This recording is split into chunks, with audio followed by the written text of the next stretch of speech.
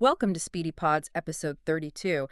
Today, we are exploring this massive collision course, really, unpacking what happens when rapid AI advancement just completely slams into the harsh physical and business realities that are, constraining it right now. Yeah, it's a huge shift. We're looking at a lot of industry research today.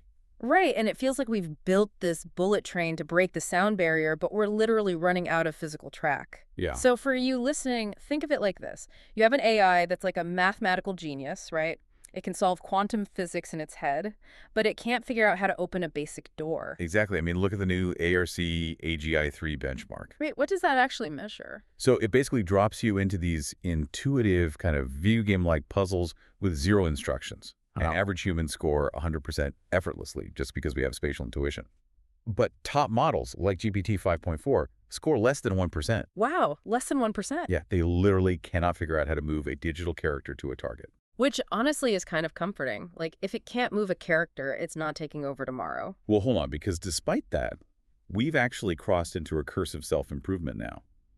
Meaning the models are upgrading themselves. Exactly. Models like MiniMax M2.7, OpenAI's Codex, and Google's Alpha Evolve are acting as automated researchers now. They're optimizing their own code and handling like 30 to 50% of developer workflows. 30 to 50%, that's insane. But I mean, this self-improving loop has to take astronomical computing power, right? Oh, absolutely, which is exactly why companies are making these really harsh business pivots.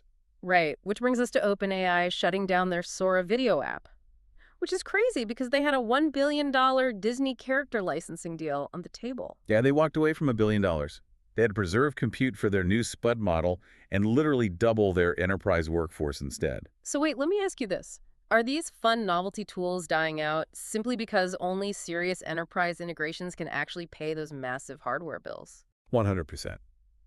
The enterprise shift is undeniably here. I mean, Quad can now directly control a user's computer.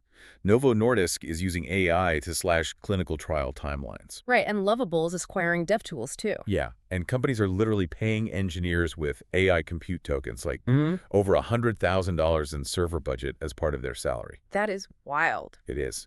Meanwhile, highly optimized media models are flooding the market. You've got Google with Lyria 3 Pro and TurboQuant, Luma's Una 1, Mistral, Cohere, and ByteDance.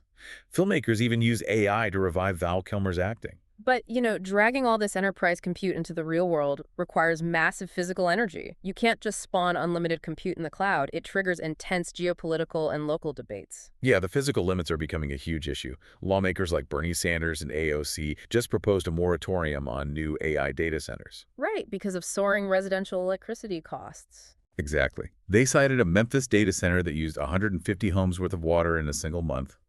But on the other hand, the Trump administration proposed a federal AI framework to accelerate innovation and beat global competition. And just to clarify for everyone listening, we are impartially reporting the facts here. We don't take sides on the politics, but we have to highlight this tension between protecting local resources and competing globally. Right, because the global competition is not slowing down. Tesla is building that massive terafab factory, and Alibaba just launched an open RISC-V agent chip. Yeah, and the U.S. just cracked down on smuggling $2.5 billion in tech to China. It's a massive showdown. It really is. The hardware arms race is just escalating every single day. It's intense. And looking at where this goes, Cloudflare actually predicts AI bots will surpass human web traffic by 2027. Yeah, that's just a few years away. Right. So if AI is already recursively building itself and browsing the web for us, are you prepared to transition from being a creator of technology to merely its manager? That is the big question. Yeah. It completely redefines our role. It really does. Definitely something to think about. Thank you for listening to SpeedyPodz. We'll catch you in the next one.